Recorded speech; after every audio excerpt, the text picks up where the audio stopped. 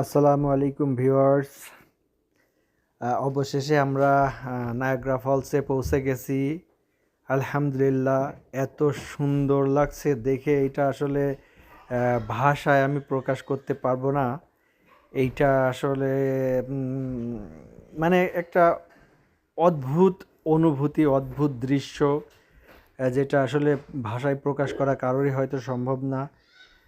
তো আমরা এখানে আসতে আমাদের মানে আমি সকালে যে ভিডিওটা করেছিলাম ওইখান থেকে এইখানের দূরত্ব আহ, আহ, 450 মাইল, মানে 600-700 কিলোমিটার ধরা যায়। 700 কিলোমিটার আমাদের আসতে সময় লেগেছে।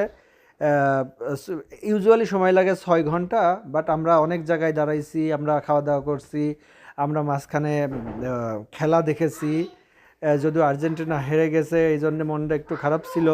তারপরও আজকে বেড়াচ্ছি, ভালো লাগছে। এবং আর্জেন্টিনা আজকে ভালো খেলেনি, স্পেন ভালো খেলেছে, জিতেছে।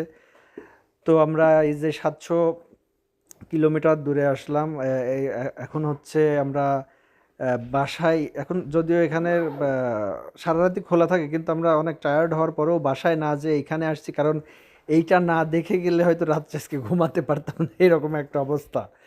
তো যাই হোক, আলহামদুলিল্লাহ আসলাম, খুবই ভালো লাগছে। আপনারা দোয়া করেন। কালকে থেকে আমরা কালকে সকালে আমরা কানাডাতে যাব। ইনশাআল্লাহ আপনাদের সাথে সব ভিডিওগুলো শেয়ার করব, আপনারা লাইক শেয়ার করেন। আর এখানে নায়াগ্রা ফলসের উপরে কাজ করতেছে, যার কারণে এখানে কিছু ওই যে টুলসগুলো আছে, এগুলো দিয়ে ওরা কাজ টাজ করছে, কারণ এটা সবসময়ই কাজ করে, যাতে কোনো রকম প্রবলেম না হয়। আর এইটা হচ্ছে নায়াগ্রা ব্রিজ। এই ব্রিজের ডান পাশে আমেরিকা, বাম পাশে হচ্ছে কানাডা। এইখানে আপনার ইমিগ্রেশন আছে, আমরা সরাসরি গাড়ি নিয়ে ড্রাইভ করে ওই ইমিগ্রেশন দিয়ে ঢুকে যাব। ওরা আমাদের ডকুমেন্ট যেগুলো আছে চেক করবে। তারপরে সব ঠিক থাকলে ওরা আমাদেরকে ঢোকার অনুমতি দেবে। আবার আমরা যখন ফেরত আসবো ঠিক তখন ওই রকম, তখন যাওয়ার সময় কানাডিয়ান ইমিগ্রেশন অফিসার দেখবে, আর আসার সময় আমেরিকান ইমিগ্রেশন অফিসাররা দেখবে। ধন্যবাদ, সবাই ভালো থাকবেন। আসসালামু আলাইকুম। ইনশাল্লাহ দেখা হবে আগার পরবর্তী ভিডিওতে।